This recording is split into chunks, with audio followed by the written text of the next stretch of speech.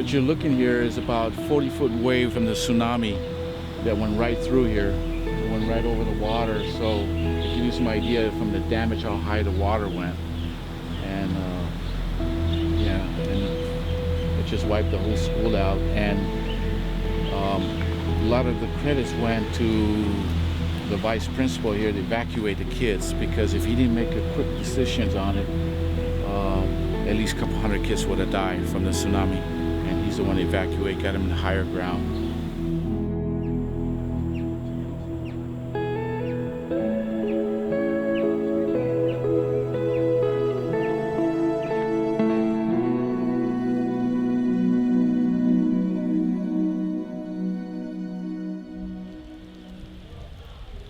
The game of football here in American Samoa, for our student athletes as they grow old, they see the impact that it has from a financial standpoint.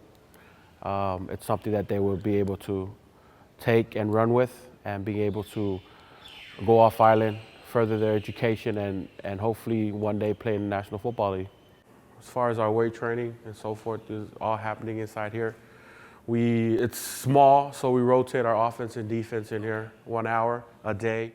My first time on island, the reasoning for coming here was to introduce this island to what we knew as Nike Spark training. Walking away from the experience that I had and seeing what these kids didn't have, and you know, I focus on the word didn't have because there was so much.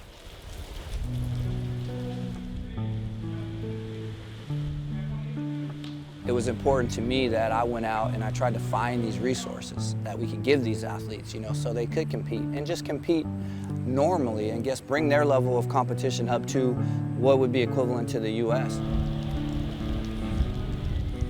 One of the first things we did when we got to Nike is we said, we really want to undertake a project to go to American Samoa and give a bunch of equipment. Is there anyone here that we could talk to? And the first answer was, well, I don't know. I'm not sure who that would be. And then somebody said, well, yeah, I think you know some guys that have been down to Samoa. Let me do some checking. And then another guy we talked to said, you know who you talk to? You need to talk to Forrest Sherman. The #1 most recognizable football player, not necessarily from the island, but of Samoan descent, was Troy Polamalu. I knew that if I could reach Troy and help Troy send this message through donating, that, you know, it would open a lot more doors and a lot more ears and a lot more eyes to focus on what we were doing down here and get a lot more people involved.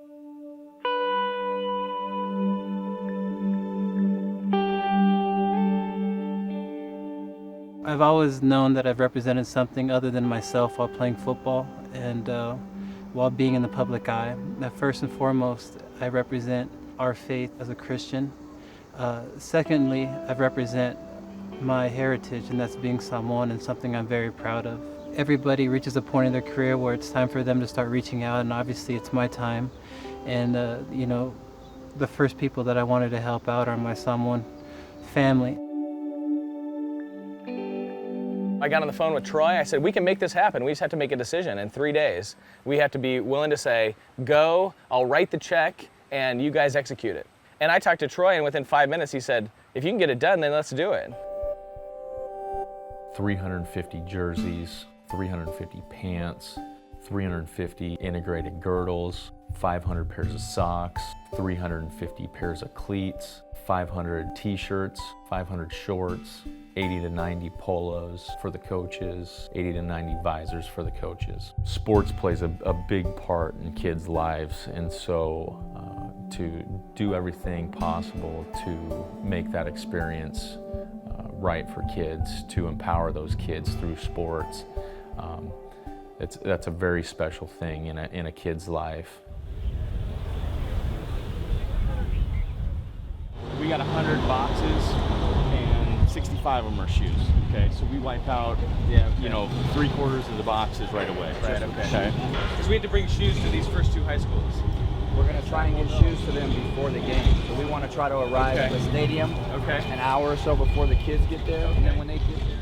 When we descended on that Hawaiian cargo facility, logistics were all kind of on the fly because none of us had ever really been here doing something like this. So we had to figure out really quickly who could actually open the doors, who could actually put all the coaches together, when we were going to deliver all the gear. The jerseys and all the gear that's going to the first 2 high schools, we're going to put in the vans because it's not that much stuff. All of the shoes are going to go onto this flatbed. Okay? The shoes are then going to go to the athletic department, and we're going to give those out tomorrow morning. All of the jerseys and all the rest of the gear is going to go over to the 11 o'clock meeting. We're going to give those to the coaches so that the players can all come dressed tomorrow for their games.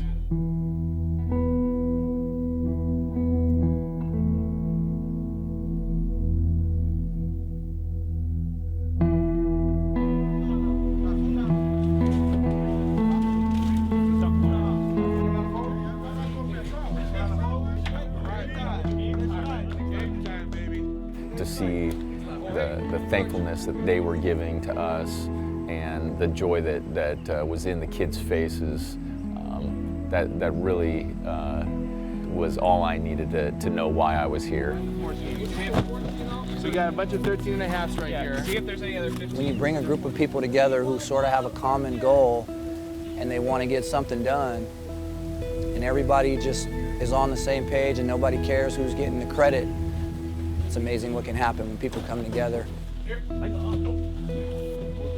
These are the times in life when you step away and you say, I can account for a lot of choices by taking personal responsibility, but yet serendipity so often plays a role in having amazing things happen.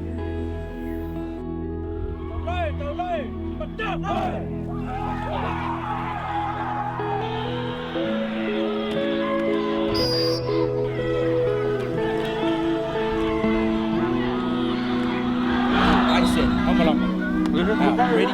Ready? Ready? Let's go.